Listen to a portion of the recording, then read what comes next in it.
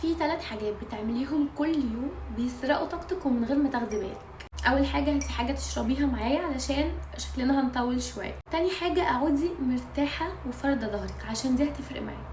الموضوع بيبدا لما انت بتصحي كل يوم حاسه ان انت ما عندكيش اي طاقه، كل يوم حاسه ان انت تعبانه، بس مش تعبانه عندك برد او عندك مرض، لا انت تعبانه، انت همدانه، انت اصلا ما عندكيش طاقه، ما عندكيش باور يقومك اصلا حتى من على السرير. حاسه انت ما بقيتيش حتى خفيفه زي الاول، حركتك مش خفيفه، روحك مش خفيفه، قلبك مش خفيف، مفيش اي حاجه فيها خفه الفراشات كده زي الاول.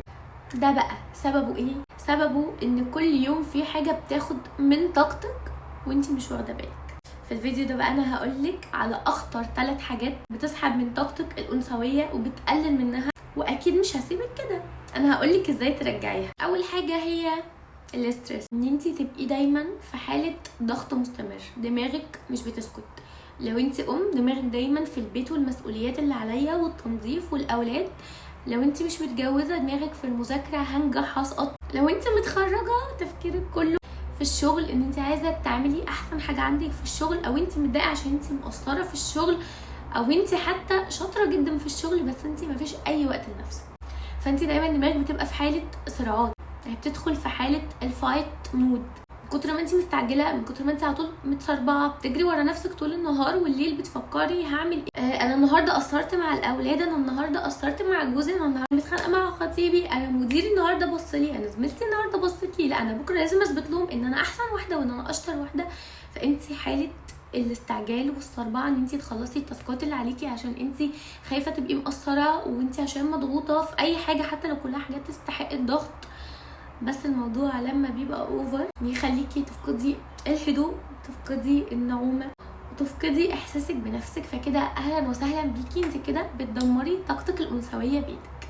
ليه بقى؟ لان مفيش طاقه انثويه، يعني مفيش بنوته صوتي باين عليه البرد انا عارفه، انوثتها هتظهر او هي اصلا هتعرف تفكر في نفسها او تشوف نفسها وهي قاعده عماله تجري كده حوالين نفسها، مش قاعده على بعضها طول الوقت، مضغوطه متوتره متشتته. عمر ما في طاقه انثويه هتظهر وانتي كده.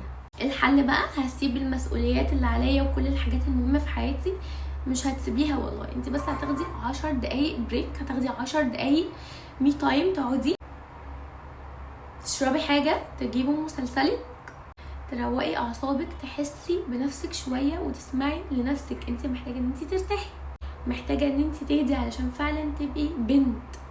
تاني واهم حاجه مش في حياتنا بس، في حياتنا كلنا، هي الناس الغلط. في ناس بتاخد منك طاقتك من غير ما تحسي، في ناس طول الوقت بتقلل منك او بتشتكي او بتضغطك، او حتى هي محتاجه منك اهتمام ومجهود ومشاعر اكتر من اللازم. اول ما تلاقي حياتك بقى فيها ناس بيقللوا منك، بيقارنوا نفسهم بيكي، ودخلوكي انت كمان بالعافيه في موضوع المقارنات، بيضغطوكي نفسيا، سواء ان هم يعلقوا عليكي بشكل ايجابي او سواء ان هم متوقعين منك ان انت تعملي كل حاجه كويسه وايجابيه وجميله. الناس بقى اللي هي طول الوقت دي عايزاكي كلك على بعضك، انتي بتاعتي، طول النهار بتسمعيها، طول النهار هي بتكلمك في الموبايل، يا اما هي عايزه تقعد معاكي، طول النهار ساحله دماغك وتفكيرك بمشاكلها وبحياتها. ولو فكرتي تركزي ثانيه واحده بس هتلاقيها الشخصيه دي بتاخد منك بس ما بتديكيش اي حاجه. طب هعمل ايه يا شروق بقى؟ هقطع علاقتي بالناس؟ والله مش هتقطعي علاقتك بيهم، انت بس تحجمي وجود اي حد بيسحب من طاقتك كتير في حياتك، علشان ده حقك على نفسك. زي ما انت بتشوفي ان صحابك واهلك واي حد انت بتحبيه بياخد من وقتك ومن مجهودك، فالشخص ده المفروض يبقى كمان بيرجعهولك. لكن انا لو لقيت نفسي انا قاعده عماله بدي في علاقه وبحرق بنزين كتير قوي، او حتى في حد بيقلل مني او بيضغطني ومدخل نفسه كده في صراعات معايا، ده ستوب، ده مش محتاج يكون في حياتي تاني. اول طريقه تعافي وان انت تلاقي نفسك هي ان انت تشيلي الناس التوكسيك من حياتك، ودي محتاجه ابسط كامله نتكلم فيها عن الموضوع ده.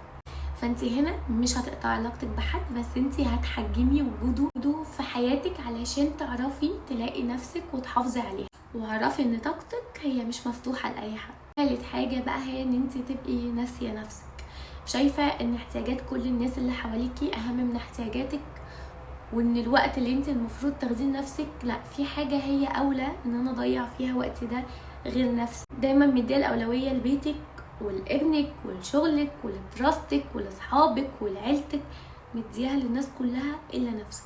طب عايزاكي تكلميني بمنتهى الصراحه والامانه والشفافيه والمصداقيه. انا دلوقتي واحده شايفه ان انا مش مهمه، هل بذمتك انت هتحسي بنفسك؟ هل انت هتحسي ان انت بنت وان انت بنوته؟ تحسي ازاي؟ هتحسي انت عندك اصلا طاقه انثويه ازاي اما انت نفسك مش معتبره نفسك بنت، وان انت ليكي اهميه، وان انت ليكي على نفسك حق؟ عايزاكي بس كده قاعده كده او حاجه كده تحطيها هنا او هنا، مش عارفه بيقولوها هنا ولا هنا. هي ايه؟ ان انت لو انت ما اهتمتيش بنفسك، لو ما اديتيش لنفسك اولويه، محدش هيجي يقولك ادي نفسك اولويه. بالعكس، كل واحد هيبقى مبسوط ان انت بتديله هو الاولويه. محدش هيفكر في نفسك غيرك، مهما كان الشخص ده بيحبك او لا. بس حتى لو حد بيحبك جدا، هو ممكن يبقى متخيل ان انت حتى لو انت بتدي كل حاجه اولويات الا نفسك، هيفتكر ان انت مبسوطه كده. هو مش هيجي في دماغه ان انت اصلا انت ضايعه ومش لاقيه نفسك، هو يبقى فاكر ان انت مستمتعه في اللي انت بتعمليه. محدش هيجي يقولك هو انت النهارده ما خدتيش مي تايم، هو انت النهارده ما اتفرجتيش على مسلسل يبسطك، هو انت النهارده ما نمتيش كويس، هو انت النهارده خدتي شاور بسرعه وكروتي نفسك، هو انت النهارده ما عملتيش السكين كير بتاعك. محدش هيجي يقولك كل ده مهما كان بيحبك، بس في تفاصيل محدش هيقدر يركز فيها غيرك، انت اللي مسؤوله عن نفسك فيها. وما ينفعش تروحي تتهمي حد ان انت بسببك انا قصرت مع نفسي. انت عدلي اصلا الحته دي من جواكي الاول. ما ينفعش اروح اتهم جوزي ولا اتهم صاحبتي ولا اتهم مديري ولا اتهم ابني ان انتوا السبب. لا، محدش السبب. انا خلاص، انت اديتك وقتك، اديتك كفايتك. لازم تبقى عارفه ان انت اللي هتخلقي وقت لنفسك. الحياه كلها مشاغل، الحياه يا جماعه ما فيهاش رفاهيه خالص، الناس كلها مشغوله والحياه مش سايبه في حاله، وكلنا مفحوطين، كلنا متدشملين. فمحدش يستنى لما يلاقي وقت فاضي علشان يعمل حاجه.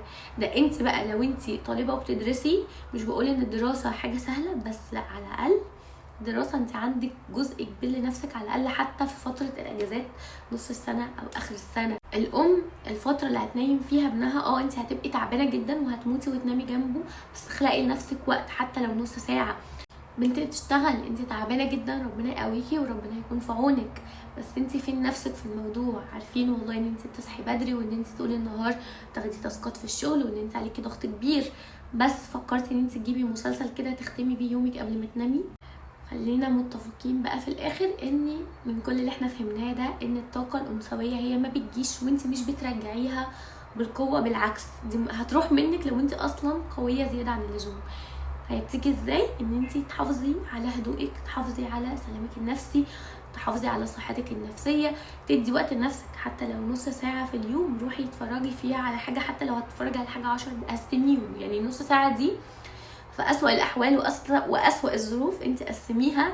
هتفرج حتى على حاجة 10 دقايق وانا بشرب حاجة دافية، وال10 دقايق التانيين انا هروح اعمل سكين كير، ال10 دقايق الاخرانيين هعمل فيهم اي حاجة مهمة بالنسبة لي. لان انت لو ما عملتيش ده محدش هيقولك اعملي. لكن انت لما تلاقي نفسك انت مسحولة في دوامة الحياة، انت اصلا انت مفيش انا، يعني تخيلوا مفيش شروق. طب ازاي ادي الناس اللي حواليا كل حاجه وانا ابقى مش باخد اي حاجه؟ ازاي ادي كل واحد حقه وانا اصلا مقصره في حقوق نفسي؟ ازاي اعرف ابسط ابني ولا جوزي ولا صاحبتي ولا خطيبي ولا مديري ولا زمايلي ولا اي حد وانا اصلا مش مبسوطه؟ على فكره مفيش حد بيعرف يبسط اللي حواليه وينشئ بيئه سليمه وصحيه حواليه الا اذا كان هو مبسوط. فانت كده لازم تدي نفسك وقت، ولازم تحطي نفسك اولويه في حياه نفسك، لان انت لو ما عملتيش كده محدش هيجي يعمل لك كده. لكن لو فضلتي واخده دور الراجل في حياتك، وان انت اللي بتدافعي وانت اللي بتروحي وانت اللي بتجيبي وانت اللي بتعملي كل حاجه، وانت الست المسحوله اللي بتيجي عايزه تاكل حاجه وتروح تنام على طول، دي كلها طاقه ذكوريه، دي عكس الانثويه تماما. وعمرك شفتي راجل بياخد المي تايم بتاعه بيقوم يعمل سكين كير وحركات وكده؟ لا يا جماعه، الحاجات دي بتاعت الراجل. بيجي ياكل حاجه كده بسرعه ويبقى مش عايز يتكلم مع حد ولا عايز يعمل حاجه، عايز ياكل ويروح ينام. فانت لو انت عملتي كده انت خلاص اهلا بيكي في عالم الذكور، اهلا بيكي.